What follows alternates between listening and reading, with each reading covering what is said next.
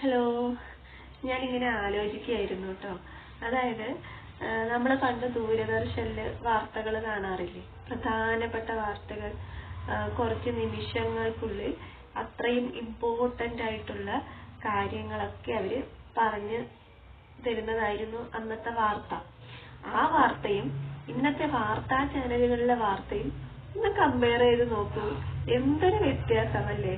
ഇപ്പൊ 24/7 അവർക്ക് എന്തെങ്കിലുമൊക്കെ സംപ്രേഷണം ചെയ്യണമല്ലോ.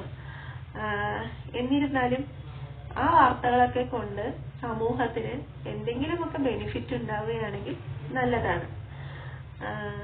വളർന്നു വരുന്ന കുട്ടികൾക്ക് അവരുടെ അറിവ് വികസിപ്പിക്കാൻ സഹായകമായാൽ അത് അത്രയ്ക്കും നല്ലതാണ്, അല്ലേ?